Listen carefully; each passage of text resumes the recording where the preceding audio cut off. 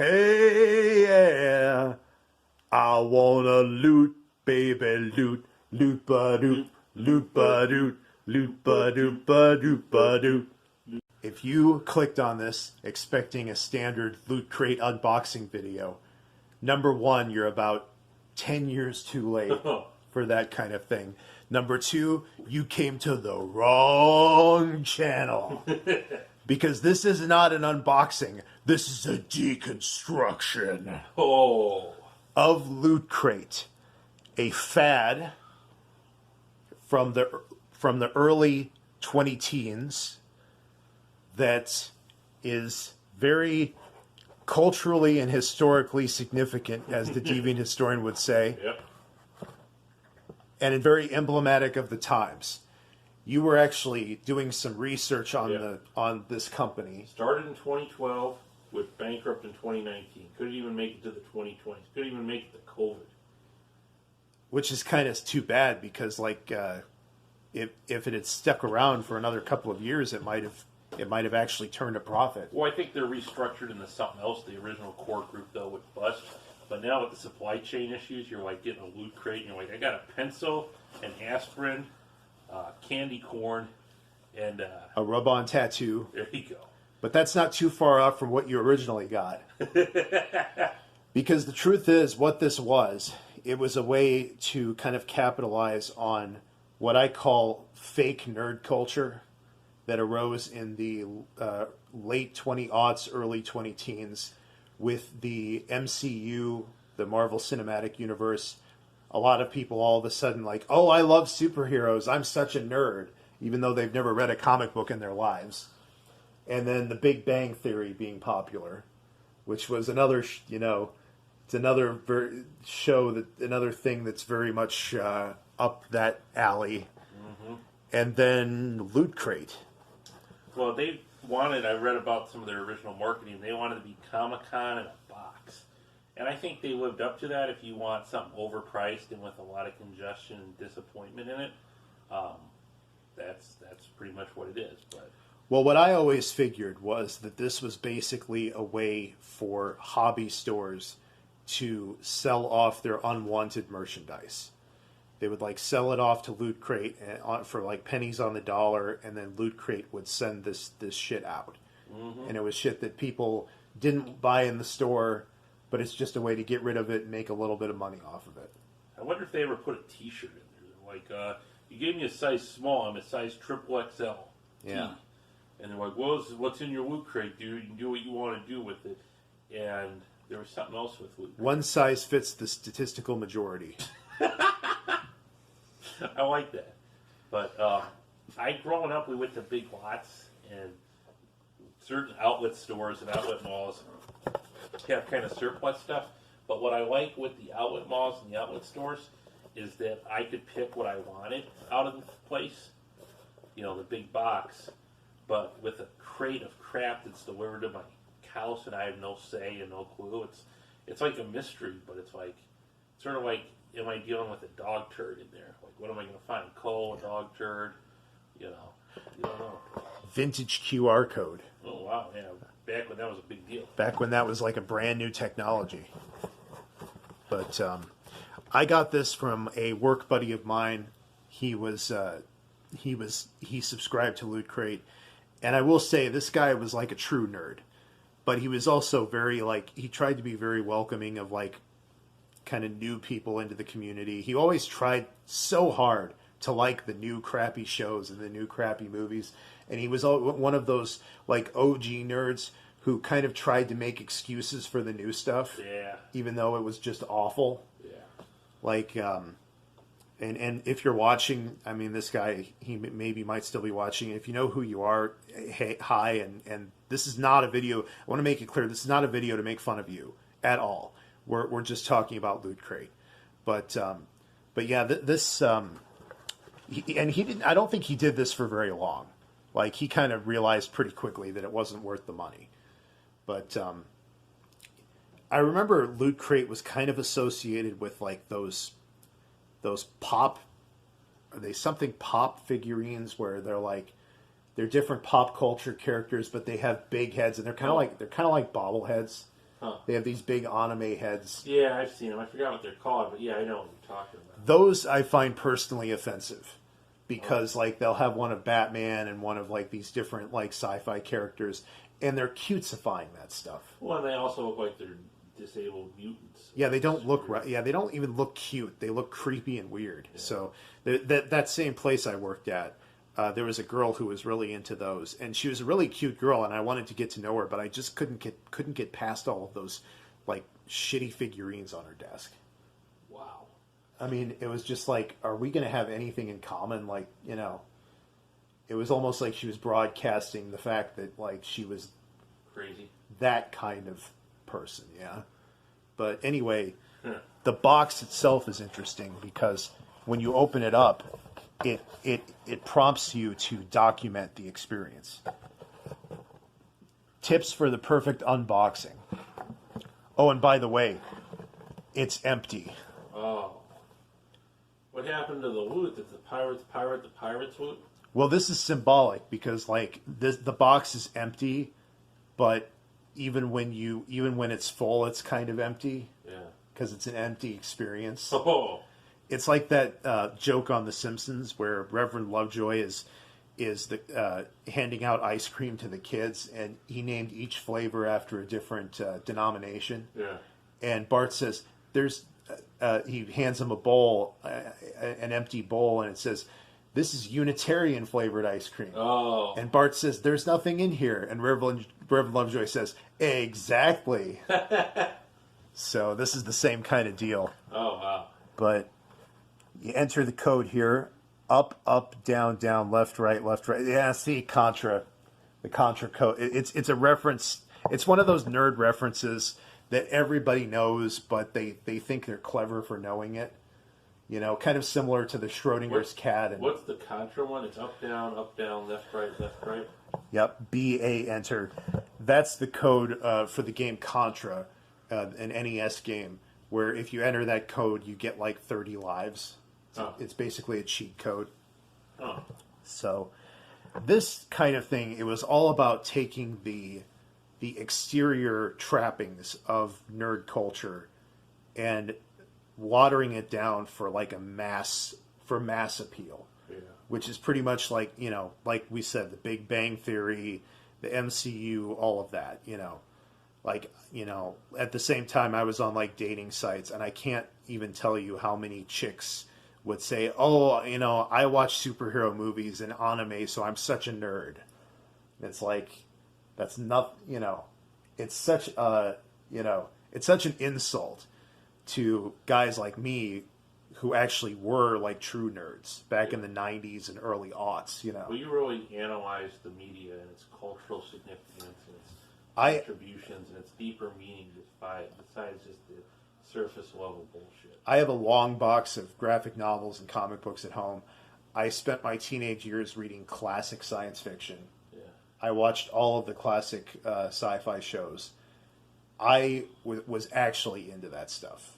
Well, I think the sci-fi convention that I go to, those guys are all pretty much into it too. Like I had you go one. But they're also out of their goddamn minds. Oh! Well, you know, it's like, that's what's sad. Is like, yeah, maybe they are like true fans, but they're also like nuts. They're obsessed with their private parts and stuff. Okay. Oh, you're meaning like gender identity and that stuff? Yeah. They're obsessed with that stuff. Well, they won't shut up about it for like a couple of seconds so that they can actually talk about Star Trek or something like that. Well, that's all about the non-binary future in that. But yeah, I guess, I don't know, it's interesting what you bring up, because then it's kind of like, where do you bring over a crossing point between nerd culture, ideology, and philosophy? Because I would say the nerd culture really does have a lot of gender identity stuff with it, like the sci-fi thing, but then there's also a lot of libertarian philosophy, and then socialist philosophy kind of blended in. They just all kind of clash into this, you know.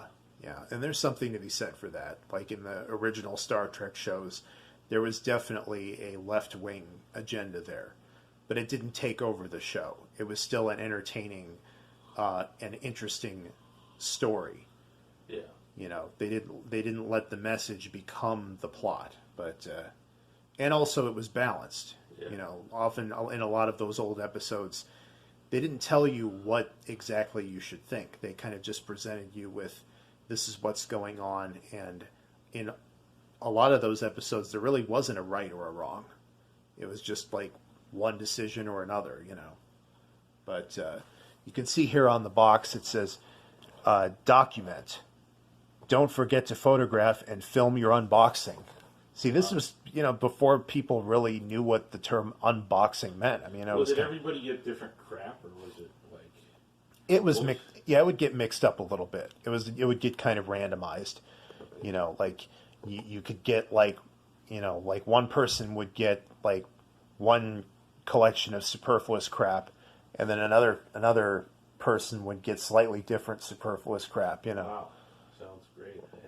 It was probably like $20 a month, is my guess, with shipping and processing and all that crap. That's my guess too. Yeah, somewhere in there.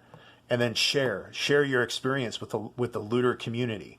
And see, this was, again, these guys were trailblazers because they were one of the first of these kind of mail order companies to say, we've created a community. That's like a very standard thing now. That's like millennial marketing 101. It's not enough to buy a product. You have to become part of a community, because that's what matters. Yeah. And then Twitter, Facebook, and YouTube, all of their channels and pages are on here. It's just YouTube, Facebook, Twitter /Lootcrate. And then enjoy. To the looters go the spoils. Enjoy your new swag. Well, you know what this actually makes me think of? California. Because you can actually become a legitimate looter in California as long as it's under $1,000. Yeah. Yeah, because they don't prosecute you if you steal stuff at stores. That's why a whole bunch of Walgreens and other stores are shutting down. Yeah. Because people just come in and legitimately loot. I have another story about Lootcrate, and this is kind of what first gave me a bad impression of Lootcrate. I remember it's a very specific day in my life. I'll never forget it. This friend and I, these couple of friends and I, we all went to see Guardians of the Galaxy, and about halfway through the movie, I realized that I wasn't going to like it. And so I walked out and I left, and I just texted them and said, hey, I'm going to take off. I'll see you on Monday, you know. Yeah. And a lot of people, they're going to say, you didn't like Guardians of the Galaxy, but you call yourself a true nerd. And I'm like, yeah, because I didn't like it. I mean, I'm sorry, but it didn't resonate with me. I wasn't into it, you know. But anyway, plus I've always been more of a DC guy anyway. But anyway, so I left, and I decided to go to Pizza Hut. And this was when we had a Pizza Hut in town that was still a sit-down restaurant. And I went there and just ordered myself a pizza. And I sat there, and I had a shirt on, and it was this shirt I bought from Walmart, and it was a Mario shirt.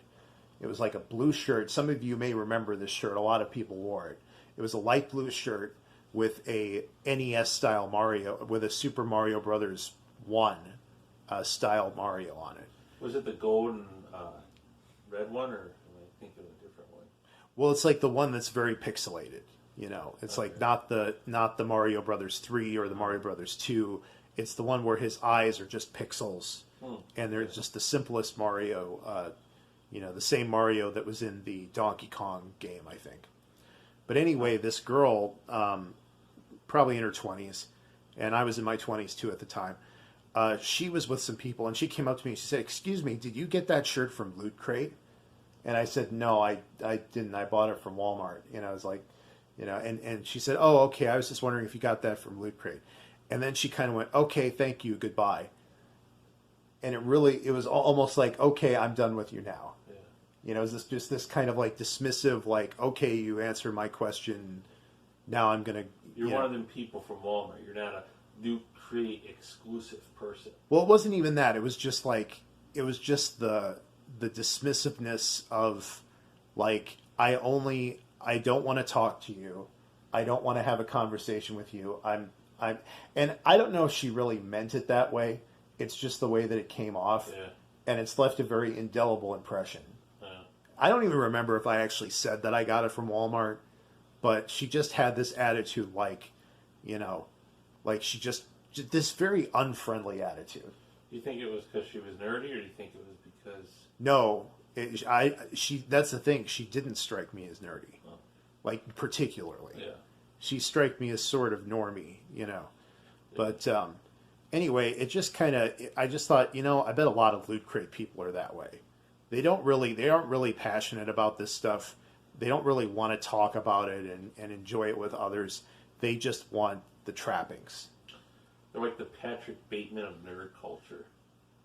Yeah. Know, where they're just like, they're into the aesthetic of it, and they're just into the, you know. Although I may be wearing large black framed plastic glasses, and I may have a perfectly trimmed beard, and I may be wearing a flannel shirt, I am simply not a nerd.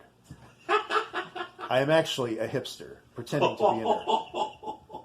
That's what it was. Like, it was the hipsterization of nerds. And every decade has its own hipsters. Like the 20-aughts, it was emos. The 1990s, it was slackers and grunge type people. The 1980s, it was punk. You know, every decade has its own extremely obnoxious subculture and its own flavor. So cool. The 2010's it was the fake hipster nerds. But we're not seeing that change. I mean, we're already almost 2 years into the 2020s, and I don't really feel like the 2020s I don't feel like the 2020s have developed its own identity yet. Yeah, we have masks and we have vaccines. That's pretty much what we got. Yeah, it's pretty much masks. Yeah, that's all we have to show for ourselves. And like shortages of shit. Well, like, you know, in the past, every decade had its own feel. Like the 90s were different from the 80s. It didn't take, like, by 1991, 1992, things didn't feel like the 80s anymore. There was a different, you know, different styles, different culture, same as like the difference between the 70s and the 80s. And then the aughts and the 90s, there were differences. But now I feel like we've reached this cultural stagnation where it's just hipsters forever, which sounds like a really shitty nonprofit. Hipsters forever. Yeah, I always think it sounded kind of Marxist for me. Like you could have the Soviet anthem. Yeah. You know, we fight all the tight pants, we wear all the flan. We lecture you about your privilege now. Yeah. We have mental breakdowns. We smoke lots of weed now. We go to the Pride Parade and prance all around. Long live the hipster douchey dudes. Long live these hipsters. I was going to say united and free, but that's not really how they are. yeah. Delusional hippies. Yeah. So I use this box to keep like office supplies, like old office knickknacks from that job that I had. But and I will keep it because it's a decent box, and it's a piece of history. As much as it's a piece of history that I hate and would love to have not existed, I could love to erase it from history. But that's part of being a history buff, is embracing all of history. Even the suck. Even the suck. Embracing the suck, enjoying the decline. Yep. And we're at 18 minutes and 46 seconds. I think that's pretty good. We can maybe milk it till 20 minutes. But, yeah. I want to hear from all of you. What are your Loot Crate stories? Did you know anyone who had a Loot Crate subscription, or did you actually get some good stuff? Let us know in the comments. Make sure to like this video and subscribe to Captain Unusual, and also subscribe to Wealthplex. Yes, Wealthplex, his new channel. And thanks for watching, and we'll see you in the next video.